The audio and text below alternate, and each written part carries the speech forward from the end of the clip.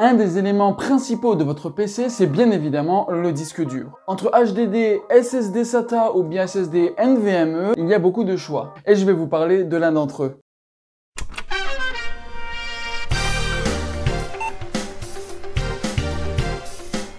Bonjour à tous, c'est Martin d'Hardware PC, j'espère que vous allez bien. Aujourd'hui, je vais vous parler de disques durs. Il en existe plusieurs marques comme Western Digital, Crucial, mais je vais vous parler plus particulièrement du Samsung 990 Pro. Il en existe de toutes les tailles, 1 Tera, 2 Tera, 4 Tera, mais je vais plus vous parler du 2 Tera en l'occurrence. C'est le SSD le plus rapide du marché grâce au PCIe 4.0 avec des vitesses de lecture allant jusqu'à 7450 mégabits seconde. C'est plutôt rapide. Mais si tu as cliqué sur cette vidéo, c'est que tu te poses peut-être une petite question. Est-ce que j'en ai réellement besoin? On va d'abord commencer par le prix, 340 $ canadiens hors taxe, ce qui est extrêmement cher pour un disque dur. C'est pour ça que dès d'entrée, je ne déconseille pour ceux qui montent leur PC pour la première fois et qui veulent surtout économiser de l'argent. Oui, mais au démarrage de l'ordinateur, ça ira beaucoup plus vite. Dans un sens, vous avez raison, mais dans un autre sens, pas tant que ça. Un ordinateur, c'est comme une classe d'école. La carte mère, c'est le professeur et il doit faire l'appel. Processeur, présent. Carte graphique, présent. RAM 1, présent. RAM numéro 2, présent. RAM numéro 3, oui, présent. RAM numéro 4, ouais, présent.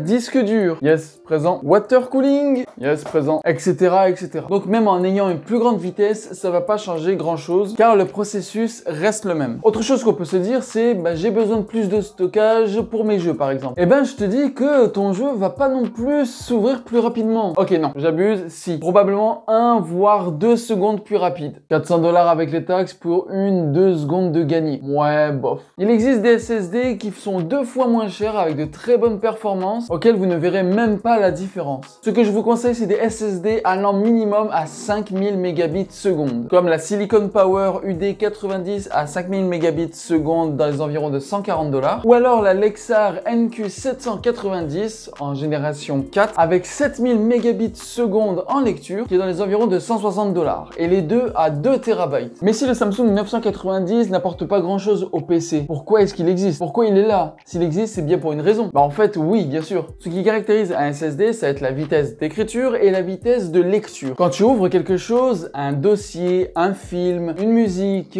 un jeu vidéo ou un logiciel, c'est la vitesse de lecture qui est utilisée. Alors que la vitesse d'écriture, c'est lors d'un transfert par exemple. Ce qui est très utile pour les vidéos ou les films notamment, quand on a une vidéo en 4K, 8K et qu'on aimerait le transférer au disque dur beaucoup plus rapidement, ça fait gagner du temps. Donc pour certains domaines, il est utile. Et donc là, je vous vois venir. Mais si c'est pas très utile, que c'est cher pour rien et qu'il y a souvent mieux ailleurs, pourquoi est-ce que je l'ai acheté? Car premièrement, ça ne change pas que c'est le meilleur SSD du marché. Et deuxièmement, j'avais de l'argent à dépenser. Bon, voilà, à bientôt. En tout cas, merci à tous d'avoir regardé cette vidéo. J'espère que ça vous a plu. Justement, j'avais acheté ce produit-là et j'avais vraiment envie d'en faire une vidéo finalement, voir si c'était utile ou non. Évidemment, si vous voulez l'acheter, vous pouvez l'acheter. Ça reste une valeur sûre, Samsung. Mais surtout, je trouvais ça très abusé au niveau du prix. N'oubliez pas de vous abonner à la chaîne si la vidéo vous a plu. Venez me voir sur tous mes réseaux sociaux. Discord, TikTok, YouTube, de partout, Instagram. N'oubliez pas de commenter la vidéo si ça vous a plu ou alors si vous avez d'autres choses à ajouter. C'était Martin d'Hardware PC. Bye tout le monde.